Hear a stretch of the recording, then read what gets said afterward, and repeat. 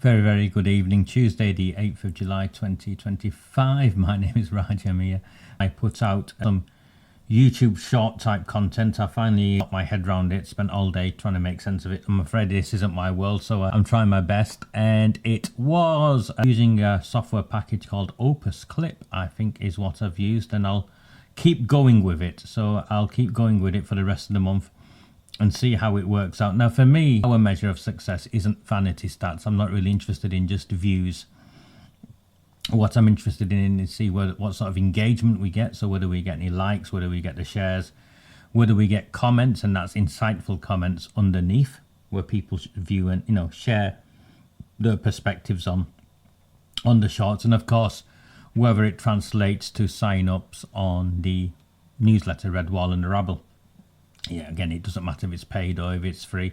It's whether it translates. So we'll do that. So I think it cost me £150, £160 for the year. So we will just add that to the list of annual subscriptions I pay, just to keep going. But I am genuinely interested to see whether the shorts that so many of you have been asking for makes any difference. I'm not comfortable with them at all. I'll be honest with you from the outset. I'm not comfortable with them at all. I think what I explain and what I try and share and have you understand can't be done in 30 seconds or 60 seconds. And I've tried it before. But let's see where we end up with it and see if it increases our numbers and increases. Well, then it's of value, isn't it? And then hopefully people will get the 30 seconds or the 60 seconds and come and engage in the more in-depth, meaningful content. Speaking of in-depth and meaningful content, I am in Barrow actually on Thursday. So if any of you are getting there tomorrow, please, my apologies. I'm exhausted. I think where I am is I'm exhausted, and the plan is to keep going until the end of July, and then we'll pause in August for a break from the live transmissions, I think, and I want to go and do some writing, do some reading, get myself back in the game and understand where this is up to, and also maybe try some videos out, try some recorded videos and get some content out. These transmissions, whilst I'm on for an hour or 2 hours, you've got to understand they take me 7-8 hours at least to prep. It's just how it is. So let's get through the rest of this month. I'm hoping I'll finish with, there's a meal, isn't there, on the 28th, I think, or the 27th and the 28th. There's a meal that last week, so I think we will finish with that meal is my intention. So the Sunday before, I think, will be the last sort of live transmission. And if I'm honest with you, I on reflection, I have got PTSD. I have no doubt about that whatsoever. And I feel the anxiety when my daughter's here and when she stays with me. So my daughter's been with me most of the week. She's with her grandma for the next couple of days because I missed, got the Barrow date wrong. But when she's with me here, I'll be honest with you, I don't sleep well. Anxious of whether anyone's going to be banging on my door. But you know what makes me most anxious is whether or not the police will hammer at my door at 6 a.m.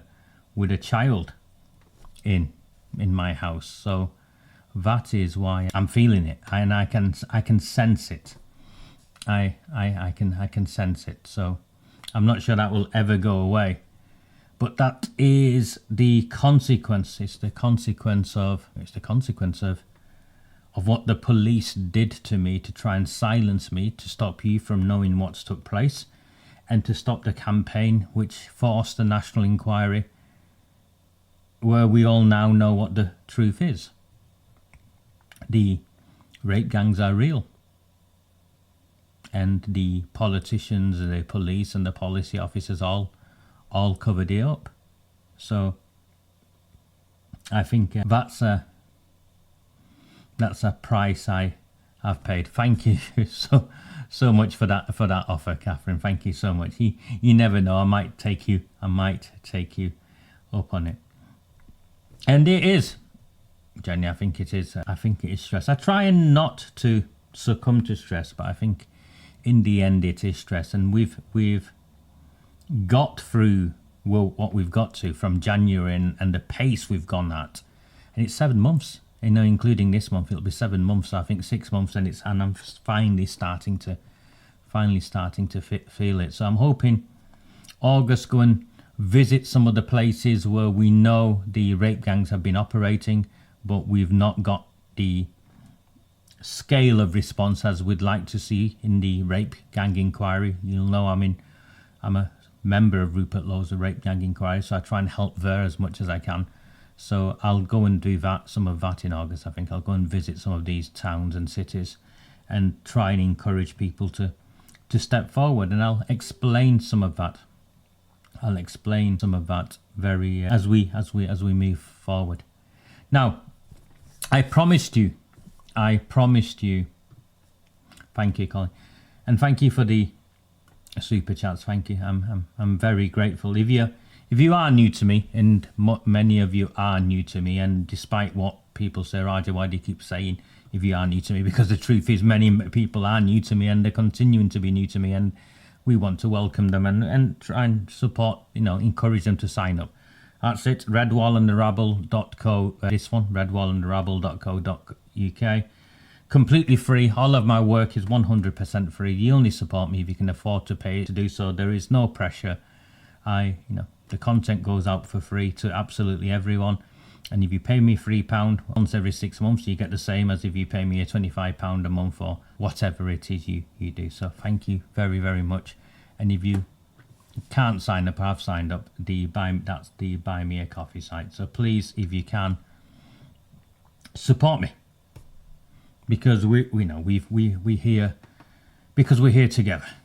Okay, I promised you to take you further on a journey than you know. And if I started here, if I started where I'm going to start, where I take you this evening, then we wouldn't have got to this point, because it's steps. It's all about small steps. Let me start with this, he says, as he tries to wonder why that's not working. Let me just see what's happened there. There we go. It was just a wire. The Telegraph ran with this story. I want to run through it first, and it'll kind of set the scene as we move forward. The grooming gang scandal is still going on. The abusers are using any means possible. And they interview Fiona Goddard, a very brave young woman. I saw her on Newsnight, I think, some time ago.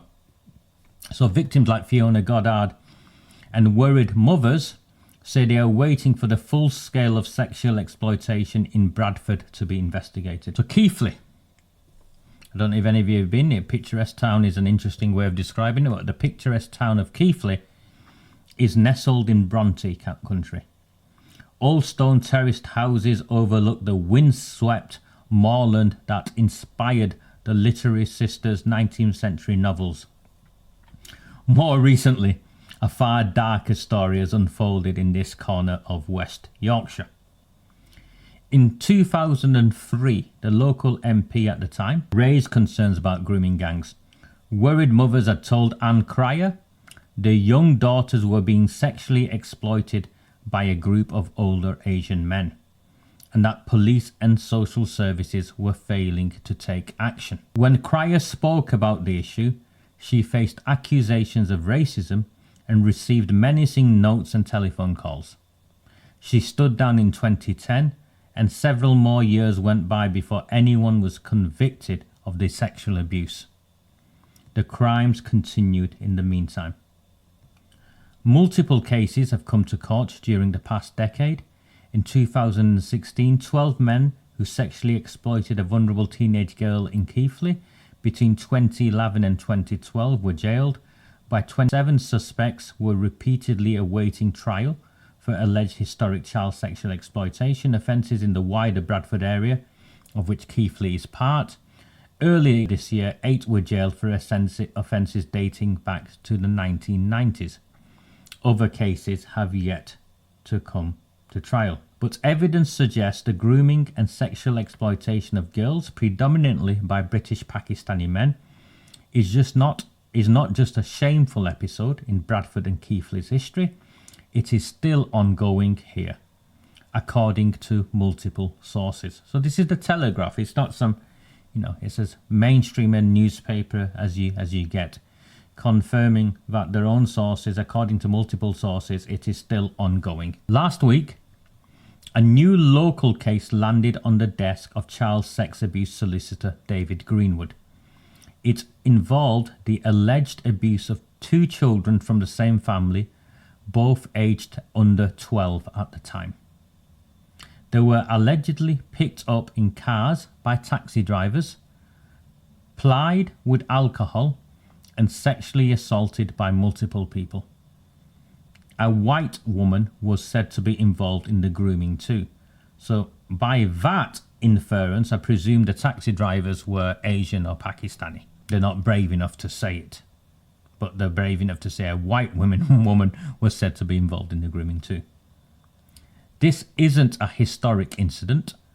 It allegedly occurred just 18 months ago around Christmas 2023 and is currently under investigation by police, said Greenwood. Thank you for that. Sorry about the way it's flying over. I'm afraid I've not had a chance to reset all of the comment sections yet. The West Yorkshire lawyer, who has represented survivors of similar abuse in Rotherham, estimates that almost 8,000 girls have been affected by these offences in the Bradford Council area since 1996. I think that's an underestimation personally, but he estimates at least 8,000 in the Bradford Council area since 1996. If the figure is anywhere near this, it would dwarf the scale of grooming scandals elsewhere in Britain.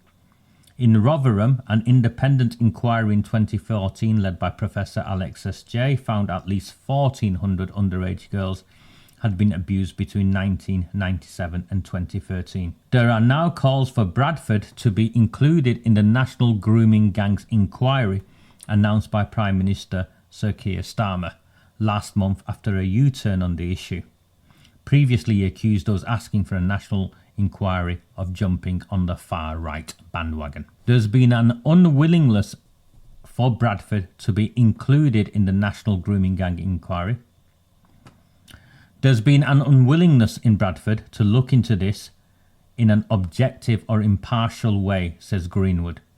The council has commissioned inquiries with narrow terms of reference, and they're really not getting to the scale of the problem and the response to it, whether good or bad, from the council or police. Yet Bradford, he believes, could in fact be the epicentre of this brand of criminality that spans the country. Cases I've dealt with elsewhere tend to have links with Bradford, he says.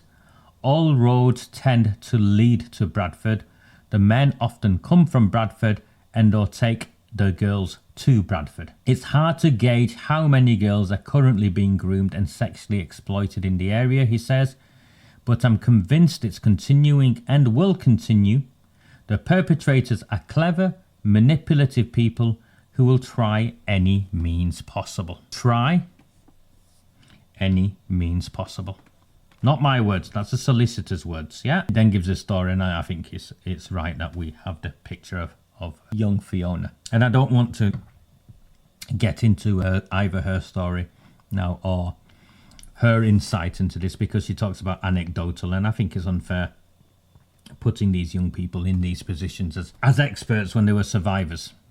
I think, there's so much other things going on. Then it goes on with the poverty and all the stats and whatnot. I want to go to the not racist to examine ethnicity of offenders, referenced by Baroness Casey. What of the vexed question of ethnicity? A report carried out by Baroness Casey, published last month, found there had been nationally a collective failure to address questions about the ethnicity of grooming gangs. The subject is shied away from and is still not recorded for 2/3 of perpetrators, her report found. But, stressed Lady Casey, it was not racist to examine the ethnicity of the offenders. Her report found overrepresentation of Asian heritage men suspects of sexual exploitation of children based on data from 3 police forces, including West Yorkshire. But Lady Casey also warned that the public should keep calm about the ethnicity of offenders following heated public debate this year. If you look at the data on child exploitation, suspects and offenders, it is disproportionately Asian heritage, she told MPs. If you look at the data for child abuse, it is not disproportionate and it is white men. So she's also, trying to balance this and play the game. I'm just moving a few paragraphs. If the focus lately has been ethnicity, another key strand of the story is the way marginalised girls were failed by the authorities that should have been safeguarding them. So marginalised girls, it's an interesting word, and I'll come back to that. It's been argued by those on both left and right that this was partly fueled by class prejudice against the victims. So something you, me and all of us have been talking about for some time, about the class prejudice. There you go. I don't think it was all to do with trying to prevent racial tensions, Fiona Goddard agrees. I think some of it was to do with the bad impressions that the authorities had of us. She cites lack of respect for children in care. There was a lot of blame put on us. So marginalised girls now expands to mean children in care. She and others are still waiting for the full scale of the scandal in Bradford to be properly examined. The local authority says it has nothing to hide. Councillor Susan Hinchcliffe, leader of Bradford Council, says, "This is an appalling crime that blights victims' lives. In Bradford, we take this extremely seriously, so I welcome the renewed focus on this nationally. We work hard with the police to identify historic victims of CSE to get them justice and provide support. So far, this has resulted in 52 perpetrators receiving prison sentences." I don't care about the year total. 52. And you've seen 8,000 as the figure cited. Over the last 10 years, we have published over 70 reports. Going forward, we are ready to participate in any way we can. We are committed to tackling all abuse so that we can better protect children. Okay. I want to play a short clip, so bear with me whilst I put my headphones on. The extraordinary scale of the rape gang scandal has been exposed by the shocking revelation that one police force alone, right now, is investigating more than 1,000 grooming gang suspects, rape gang suspects. Over 300 Greater Manchester cops are probing claims made by 714 more victims. These are young, vulnerable white girls who say they've been preyed upon by Muslim men of Pakistani heritage. This force is the biggest police force in the land, actually, Manchester, Greater Manchester Police. Of course, it encompasses Rochdale, which is the dark heart of the rape gang scandal. And so when people say, "Oh, is this still going on?" you bet your bottom dollar it's still going on, and at scale. This is awful, isn't it? It's terrible. So then they've got the gentleman from the New Culture Forum, who's originally from Bury, actually. You can find the full exchange on Talk. I try not to get angry by it, because they could, of course, invite me on, and I would not need to refer to notes and give them the sort of perspective I think that they and the nation would value. But as you all know, I am still, and I continue to be still, blacklisted by the mainstream media. So they rely on commentators who have other areas of specialism to try and adapt themselves to make sense of this. So again, this time he talked about girls in care. And this is what I want to share with you. And it's a story I think we focus on now. And you need to understand this. Okay. Try any means possible. Well, let me share with you what trying any means possible means. When this pattern, and you can go back in time and go back in time, but let's start with the 90s, because this is when they some of the earliest convictions that we're now talking about still go back to. In the 90s, the focus was on marginalised girls, vulnerable girls, children in care. And the rape gangs would target these children's homes. Sometimes they would park their cars outside these children's homes, like something out of Chitty Bang Bang, and lure children outside. Children who craved affection, had nothing much, would then, of course, get in their cars, and we know what would then take place. They'd also target vulnerable girls who sometimes were not in care, but came from damaged homes where their parents were not as active in their parenting as perhaps they should be. So children hanging outside takeaways and taxi ranks late at night. And that was, I don't know if it's marginalised girls, but that's another type of demographic from those in care. Those in care, the state were wholly responsible, and the state behaved completely irresponsibly. The next group I make a reference to, I'm sorry, there's something bleeping away on my phone and I have no idea what it is and it's annoying me. The next group I make reference to is those who, teenage girls who came from broken homes or were troublesome in some way at home, however you want to describe it, whatever the politically correct term is, I'm sure you understand. They had family issues. So again, these men would buy them the kebabs at night and so on. And that pattern continued.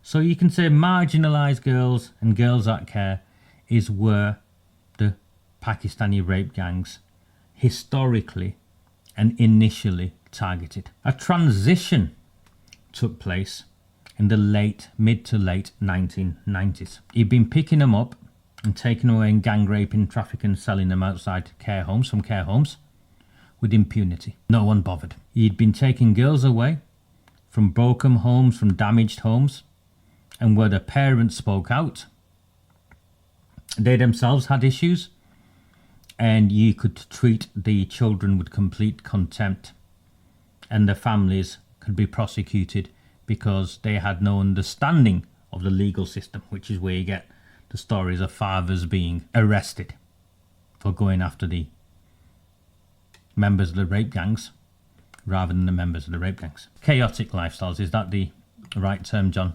Thank you. What none of them will admit, acknowledge, or talk about is what I started to make reference when I went outside that school in Oldham called Waterhead Academy. And I make none of this up because I have first-hand witness testimony from multiple witnesses and family members and staff. So I'm not here to make things up. I've never been here to make things up. But it takes this to an entirely new space and an even more dangerous space. All this time they've been pushing the narrative. Vulnerable girls, children in care, marginalised girls, those with chaotic lifestyles. Try any means possible. The rape gangs then moved to the schools. Ordinary state comprehensive schools, secondary schools. And they did this en masse across the country. The taxis would be parked outside first and foremost, in the same way they parked outside the children's homes, offering free lifts home, all of that sort of stuff. And the school staff knew, as in the witness testimony I shared from another school in Oldham called Radcliffe School, where the school issued a dictate that these girls were making informed choices. Of course, they could not access all of the girls that they wanted to access by parking the taxis outside. They needed to expand their reach into the schools themselves. And this is where it naturally goes to, and this is where the government will be too scared to take it to unless we force them. In school after school across the country, Pakistani children in the main, boys, 15, 16, were recruited by these rape gangs using existing family links, clan associations, to identify children that they could lure out of the school. These were not vulnerable children. These were not marginalized children. These were daughters that could have been any one of yours in a functioning family that with nothing wrong whatsoever. And they went and identified these girls, separated them from the peer network, turned them against their families using tactics that they'd learnt, been taught, and once they'd isolated these girls sufficiently, passed them on to their older cousins, uncles, and so on, who piled them with drink, raped them.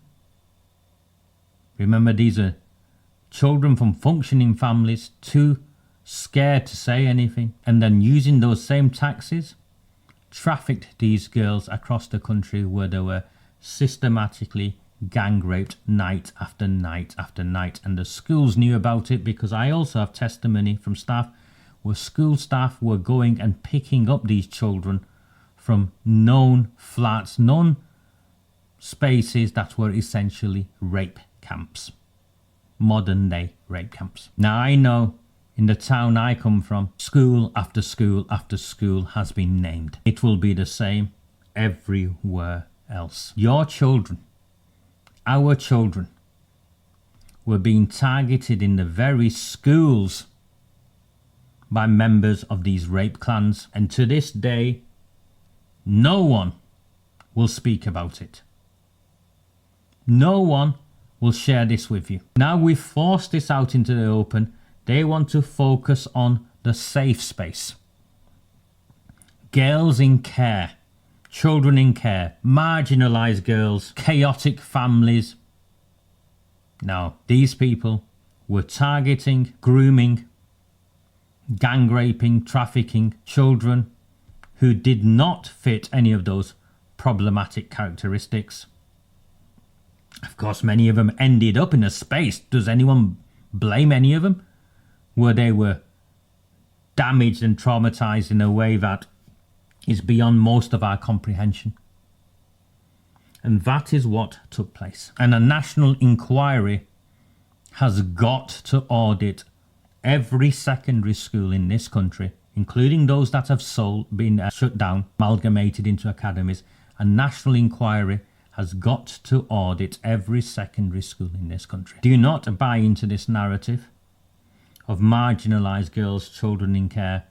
The rape gangs evolved, try any means possible, and they wanted more and more girls, and they trained, recruited the younger clan members, cousins, nephews, whatever they are, and sent them into the very schools where there were students. And before anyone from Greater Manchester Police wants to come and arrest me for sharing this, your own records will prove this is factual. Your own records will prove it happened at Waterhead Academy, at Havershaw School, at North Chadderton School, at Radcliffe School. In fact, pretty much any school where there was a significant ethnic minority cohort, Pakistani cohort in the main. Many of these girls were then sent back into the classes, into the schools, to find new girls, or else things would happen to them, their sisters, their family members. 100% Radcliffe. First-hand witness testimony. The governors at these schools, as with all local authority schools, included councillors, the Labour Party councillors in my town, and it'd be the same. What I'm describing to you will be the same across the country. Yes, indeed. A former leader of our town did describe it as barefaced lies. If I shared this with you at the beginning, you'd think I was a nutcase, because what I'm sharing with you brings it closer to home for more people than ever before. This isn't just a scandal for the nation to look at and think, oh, this is wrong, we must do something about it from a distance. This isn't something that happened to other people's children, particularly those children who were marginalised in care, leading chaotic lives.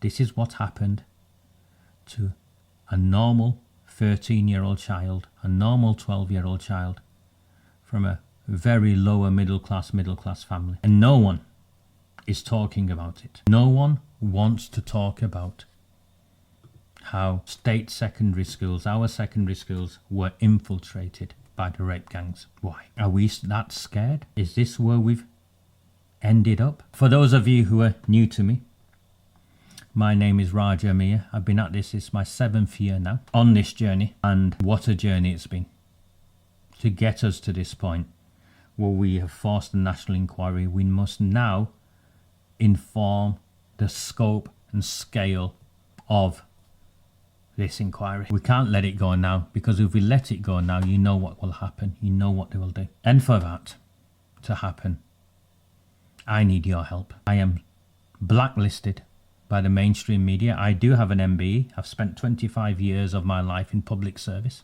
fighting extremists in the main, the Al-Qaeda kind. I am blacklisted because of the truths that I share and where I take this to. It's not a cliche that children were sacrificed at the altar of multiculturalism, or that politicians sold children for votes. I clearly educate you and demonstrate to you why, where, when, and how all of that took place. That's why I spent 3 years of my life on bail, because these people tried to have me imprisoned to silence me. I'm not a Maggie Oliver. She does amazing work with survivors. I'm not that. I'm definitely not a Tommy Robinson or a Charlie Peters. I'm a very, very focused political campaigner who sat in rooms with world leaders prior to coming to this space. My ask of you, there's a simple web page, and that you sign up. It's pinned at the top. It's redwallandarabble.co.uk. It's 100% free, but I need numbers. We need numbers, because without the numbers, we'll not be able to inform and influence what happens next, and they will succeed in the cover-up. And everything we have done will come to nothing. That isn't a question I can answer for you, Joanna. What I do know is that I am of that community, and the Muslim men I know, in the main, are very decent and are as horrified of this and appalled by what has taken place as anyone else. And the men in the main I've come across who commit these crimes do so through a cultural lens, more so than a religious one. And I've explained that. If you followed my work, I've explained that, of the history of the Pakistani rape clans. And Terry, thank you so much. Terry also sends me posts on X, on Facebook, I think Messenger. But our numbers are stalled, Terry. Our numbers have stalled. Our engagement figures are through the roof. I think 3 million on Facebook, 6 million or something on X. But we need numbers. So I plead with you to take a moment and subscribe. And in the meantime, I'll do my best to carry on doing my best. I'm meeting with survivors tomorrow. I'm in Barrow on Thursday at a reform meeting. Contrary to what my local branch have claimed, of course I'm not blacklisted. Why would reform want to blacklist someone like me who speaks the way I do? It's just the envy of the want-to-be politicians in my town who are doing what they can to desperately trying to demonize me. I leave it to you to make your own mind up as to what sort of man you think I am, rather than the smears of men who are the worst of what we see as politicians, I think. I'm not of that world. So please, if you can, and I'm looking, I've had no sign-ups this evening, and yet there's over 1,000 of you here. A very good evening. Do not fear them. Do not fear any of them. Do not fear them. Do not fear any of them.